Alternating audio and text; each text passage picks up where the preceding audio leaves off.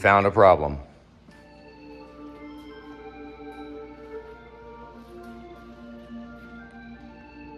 What do you think it is?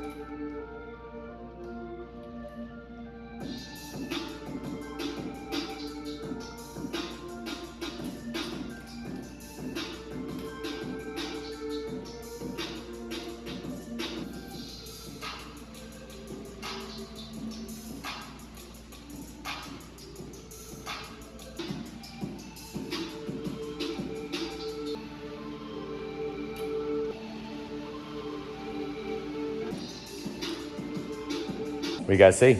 Anything? Nothing? Looks good. Decisions get made for us all the time. Decisions just got made. Did you see it? Did you see it? We'll turn on the live feed. Let's go live on video. I've tried so many different kinds of tools. CPL 16. These work great. Which one do you think we should look at? Let's eeny, meeny, miny, moe this. One hand, take it out.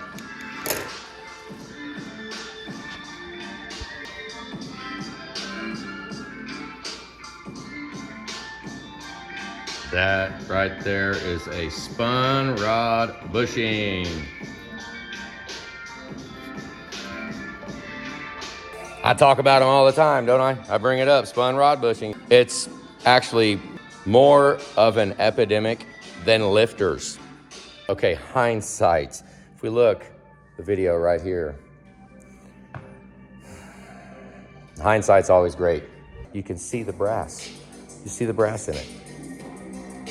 That's rod bushings. So I was being optimistic when we tore it apart. Let's pull the rest of them out and we'll see exactly how many there are. Consider at least. That one's okay. No way, no dice, done deal. That is cylinder 7.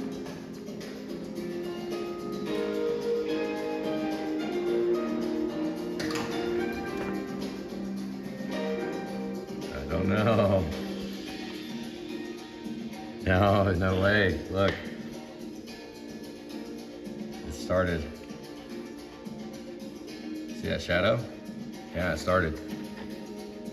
So there's 2 that have moved.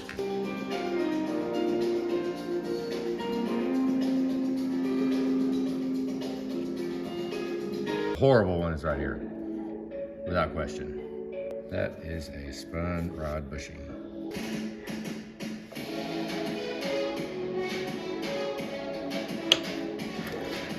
We're obviously not gonna leave that, so we are doing rod bushings. It's a wonderful thing that we went through all that crap up there to get rod bushings figured out.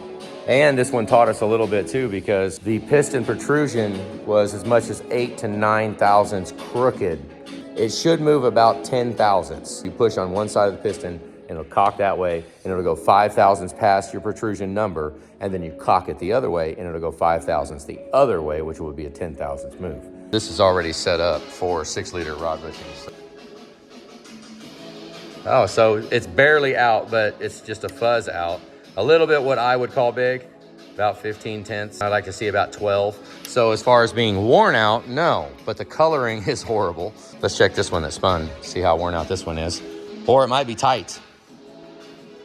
Yeah, it's tight. Too tight is not always good. This thing was probably 6/10 when it was manufactured. We have a box of them back there, brand new rods from Ford that are no longer available anymore. And they're about 6 to 8/10 is the clearance. So that is tight. All the ones that did not spin are up in 1/8, 1/7, 17/10, however you want to say it. I don't really care. That's how I like to say it. It's easy. This is, oh, tight. That's where I would like it, right there. That's done. That is a good sized bushing right there. Wonder why it's so discolored, huh? That bushing right there was what I would call a good size, 12/10, 1,000th to 10/1000ths. And it was discolored that bad. So that material left. Now it wore down enough to finally be at what I would say would be a good size, but it looks worn out. Huh. Cylinder 4, 11/10, 12/10 maybe. 12, 13 tenths. Push it so it makes contact with this point, and that's the measurer. So I want it to be pressed that way on it, and it'll make that centered, and then that will actually read. And then we rock it in and out like this, and we have 13, 14 tenths. Cylinder 1.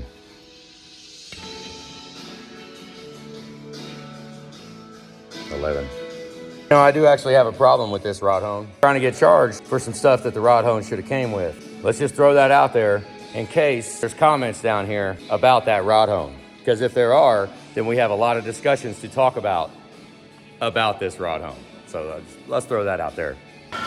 Let's do a little testing on this sanding and this deck surface, because we are going to go ahead and deck the block. So I'll use a rubber mat down there. See that floor mat? And as long as it's on rubber mat, you just set it down, it doesn't matter. Let's go ahead and test this. You guys know what this is? Everybody ought to have one. Everybody talks like they do have one. We also have one. It is a profilometer. Let's see if 36 grit is actually good enough for finished surfaces.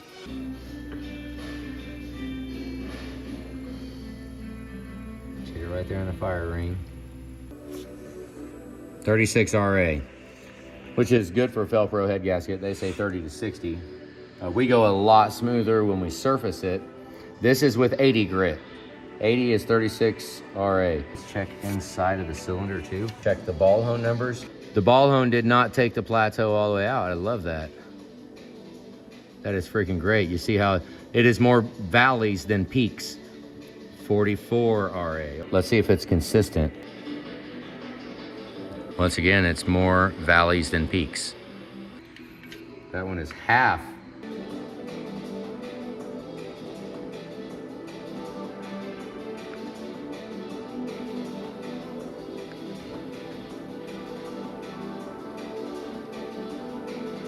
They're pretty much all over the place. This is with a ball hone. Way more valleys than peaks.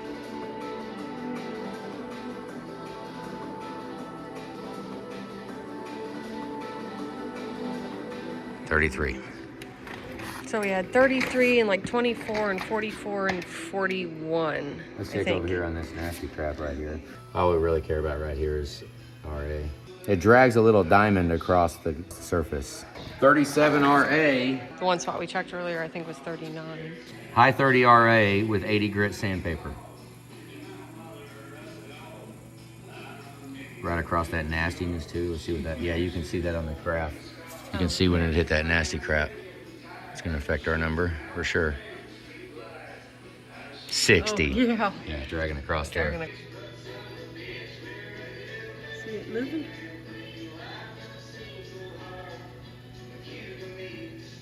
Moving a little bit, isn't she? My hand gets all trying to hold it so it doesn't move. After about a minute of this, it becomes excruciatingly heavy. 44. Okay, so high 30s, low 40s on RA on 80. And I have ran a lot of trucks with 80. I've also ran trucks with 36. So there's our number for 80 grit. Let's sand it real quick. Only thing I really don't want grit in is the profilometer. So we'll hit this on just steel table.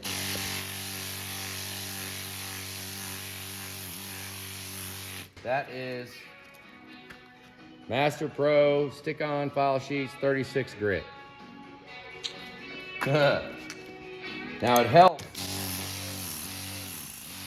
to honestly have a blowgun with another air hose. If you blow it out and then rub it over a carpet, sand it one time, and you brake clean and wipe the surface, it will clean even more. That could use a little more. I think there was a little oil on our lifting bracket. All right, here we go.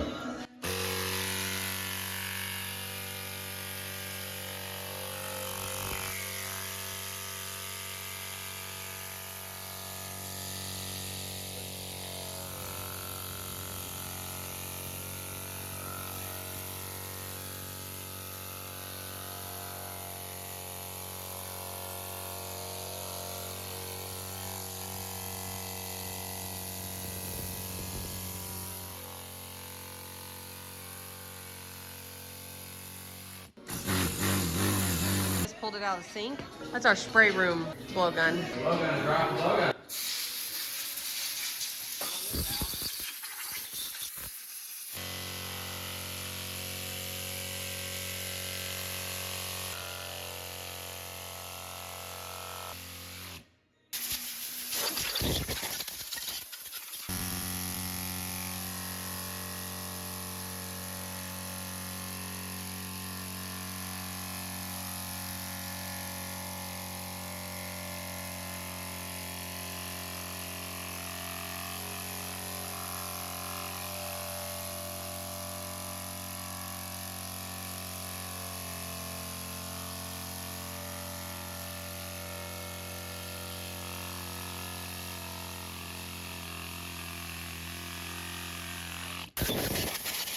As the paper wears out, those scratches will dissipate and dissipate. Get situated. I like to be comfy. I try to service the whole thing until that goes out, but some of these are so bad that we could get a razor blade. Very careful, but let's, one more.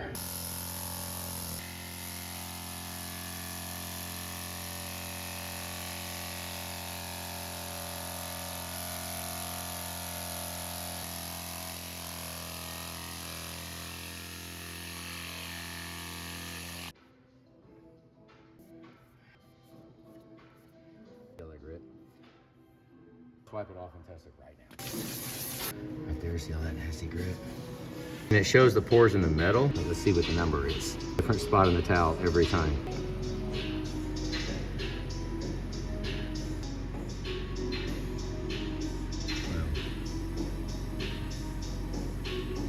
What's the number? Come on. 50? 60.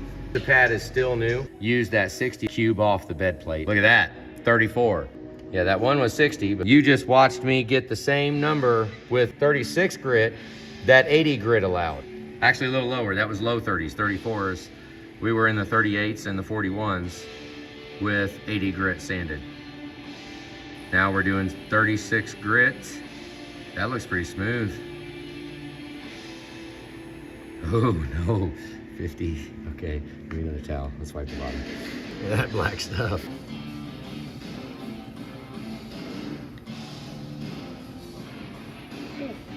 Goodness, look at that.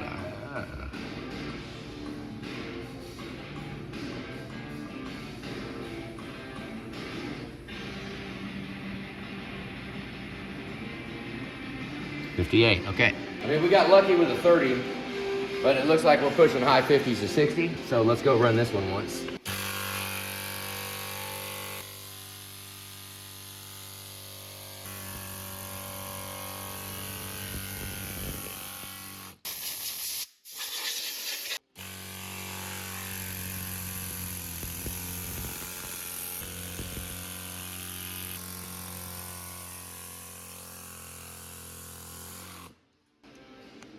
Ooh, goodness.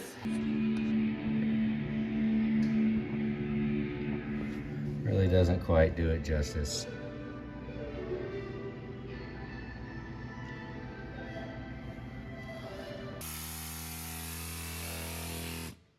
Whew. Okay, we wiped it completely clean with a blue shop towel and brake clean until we got no more dust off of it. I blew this off. Right here. Blow that off, go rub it on the rug. It probably made about, I don't know, 5 passes maybe. And as far as surface, still wiping it off, but this hasn't been wiped off yet, but it's very consistent with its lines. Hopefully that is around 30 to 40, maybe 45. The head gasket has wonderful ability to seep into those cracks as long as we brake clean it, and it is very clean when we go to set the head gasket on. I think the head gasket would probably stick to that, and when you try to take the heads off, if you ever do, then the head gasket will be stuck to it. That's the kind of seal that we want.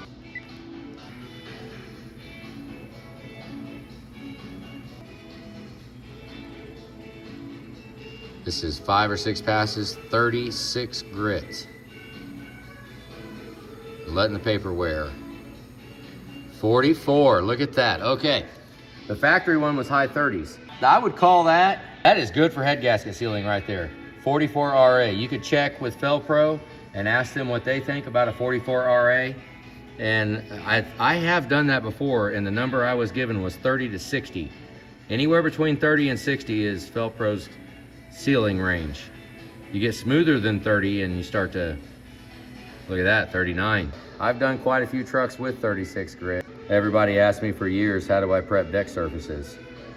Well, now I showed you. It still requires to pay a lot of attention. If you're gonna use 36 grit without disassembling the engine, you have to do so much cleaning. It is ridiculous because it throws crap every freaking way. I mean, I have taken apart a lot of stud jobs, and almost none of them that I've ever taken apart were cleaned this much.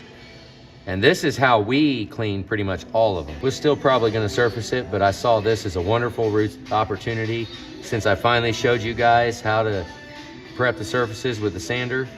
Now we can get the gauge out and we can actually show you what to expect.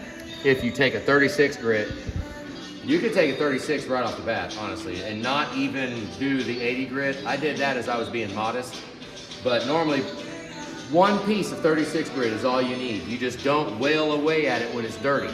Give it a little graze, clean it off, give it a little graze, clean it off, get this side, clean it off. As that pad wears down, you're gonna wind up with high 30s RA on your deck surface. Perfect for a Felpro head gasket. Now I'm giving you these tools right here.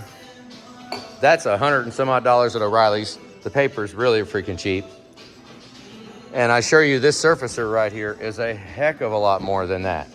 So you could try this out. I mean, what's the damage to be done? Granted, the profilometer is a couple $1,000s too, but you don't really need that because I just showed you what you could expect with 36 grit. So that is a wrap on the 36 grit. Now we're gonna go ahead and use the same 36, and I actually cube off the entire block, the bottom, the sides, the front and the back, and we'll get the bed plate and get all of these surfaces.